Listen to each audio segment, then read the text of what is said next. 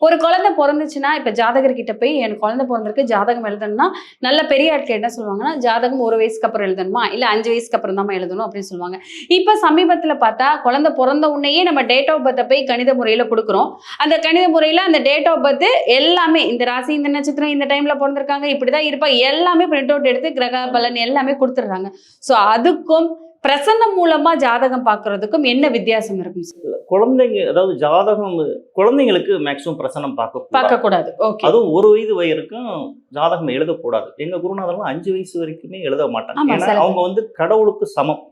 கடவுளுக்கே நம்ம ஜாதகம் பார்க்க சொல்ற அளவுக்கு நம்மகிட்ட தகுதி இல்லைன்னு அவங்க அதனாலதான் 1 வயசு குழந்தைய தான் எல்லா கோவிலுக்கும் உள்ள வரைக்கும் அனுமதி உண்டு. நமக்கு என்ட்ரன்ஸ் ஐயரோட சரி நமக்கு உள்ள போகும். அதனால குழந்தைங்களுக்கு 1 வயசு முடிஞ்சு பார்க்கறது ரொம்ப உத்தமம். குழந்தைங்களுக்கு நான் பிரசனம் பார்க்கறதில்ல. அது அந்த அளவுக்கு துல்லியம் வராது. இல்ல பொதுவா பிரசன்னம் பார்க்கவே மாட்டாங்களா? இல்ல நீங்க இல்ல, பார்க்க குழந்தைங்களுக்கு பார்க்க மாட்டாங்க. பார்க்க மாட்டாங்க. சார் பிரசன்னம் அப்படி சொன்னா சோழி போட்டு தானே சார் என்ன சொல்லுவோம். குழந்தை பிறக்கணும் பிரசனத்தில் சொல்லுவோம். இப்ப சொல்லலாமா? பார்க்க முடியுமா? Yes.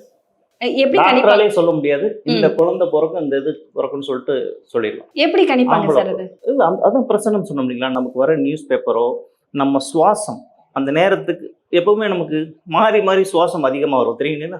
ஆமா ஆமா. வலது பக்கமா சுவாசம் அதிகம் அவங்க கேள்வி கேட்கிற நேரத்துல வலது பக்கம் அதிகமாக சுவாசம் வந்தால் ஆண் குழந்தை, இடது பக்கம் அதிகமாக கேள்வி நமக்கு அவங்களுக்கு கிடையாது, அவங்கள போய் தொட்டு பார்க்க முடியாது. அந்த மாதிரி வந்தா பெண் குழந்தை. இதுல நான் தோத்ததே கிடையாது.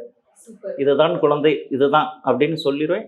அதுவும் இந்த நட்சத்திரத்துல பிறக்கும்னு சொல்லி பல பேருக்கு நான் சொல்லியிருக்கேன்.